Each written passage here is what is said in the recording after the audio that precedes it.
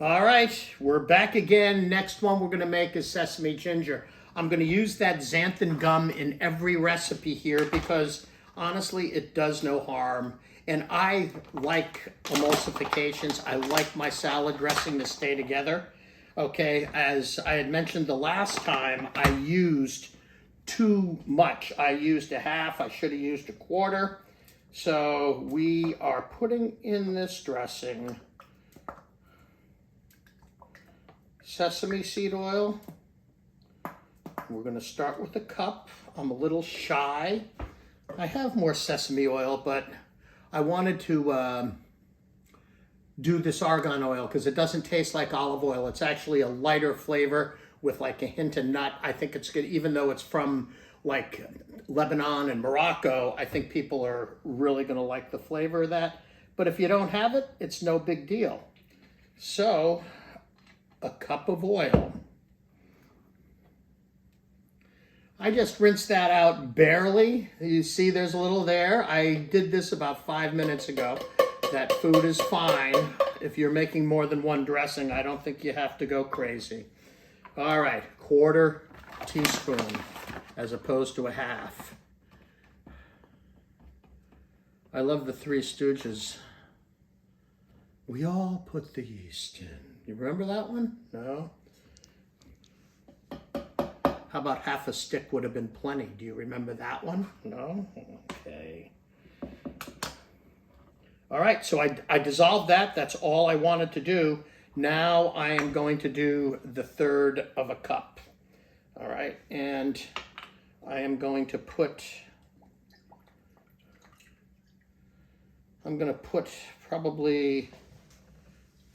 the full 1/3 of a cup in, but I'm going to use some of this rice, sweeter rice seasoning to give it a little bit. And then I'm going to show you a couple of tricks that you're going to love. I'll put this in here. Remember we needed to add more water? Well, here we go. We're not going to add water, but we're going to add another liquid, and that is an orange juice concentrate.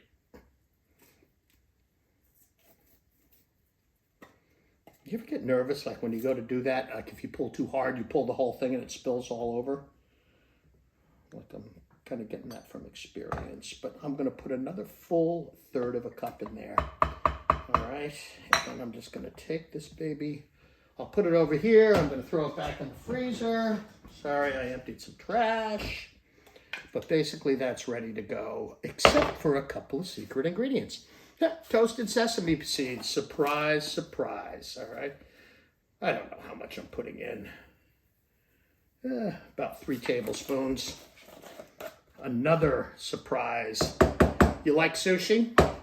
You like pickled ginger? Well, here you go. Let me tell you a little secret about pickled ginger, and you're not gonna like it, okay? I went and I got this at Hannaford. Pickled ginger, $3 for this pickled ginger. I buy, for celebrations, I buy pails, like 4 and 5 gallon pails of pickled ginger, and it's under $20, okay? So yes, there is a markup. So when you're out eating sushi, make sure you get your share of pickled ginger. All right, let me see. I'm gonna just pull something out of here. And how much pickled ginger do we want? And remember, that's got a little bit of acid too. And I'm going to use a lot. You know, I'm not making that much, so if I actually use too much, I'll be able to fix it just by adding more liquid to it. So when you're creating a recipe, you can be that flexible. Go ahead and do it. I can guarantee you that if you go to the trouble to do something like this, it's not going to come out bad, okay? Just do it. I want you to experiment. I want you to enjoy it. This is one of the fun things I do in a kitchen. And that's why, you know, at 70 years old, I want to start doing some fun stuff, and I want to start sharing it with you. So let's see what we got here. Gotta make sure it's threaded correctly, which it's not. There we go. Okay. But look at how long this took. We were only off camera for like 2 minutes just to reset. So let's go to the power again and pulse. Oh, what am I doing wrong? Oh, there's the click.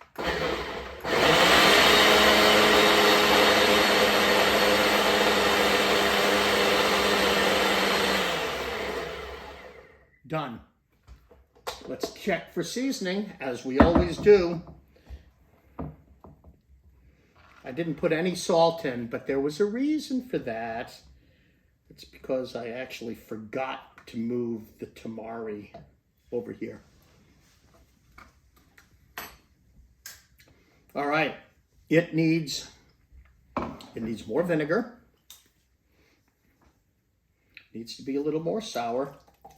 So I don't know even now how much I put in. It's on there. I think I probably put in about 2 ounces. And the tamari, that gluten-free soy sauce. Thank you. My most able assistant, Rachel. Thank you. Yeah, we haven't even talked about you yet. Come on, say hi. Hi, everyone. Hi, everyone. Come on over here. You got to see Rachel's smile. Hi. Hey, couldn't do this without her, trust me. You have no idea what this kitchen looked like before she came. And I thought it was clean. All right, let's try that again. Tamari changed the color of this, huh? All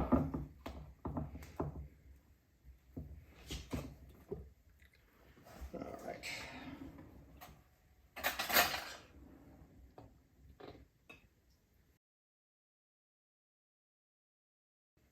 That's much better. It's got a nice tang. More pickled ginger. You know, something else, pardon me, something else I keep in my house.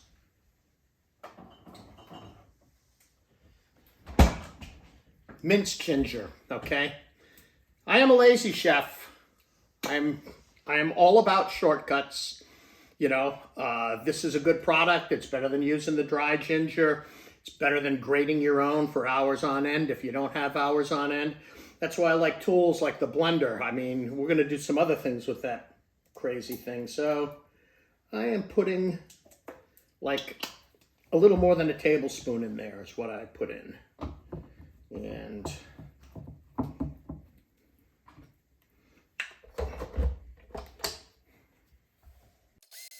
I don't know if you noticed, but using that 1/4 of a teaspoon really changed the profile of the xanthan gum.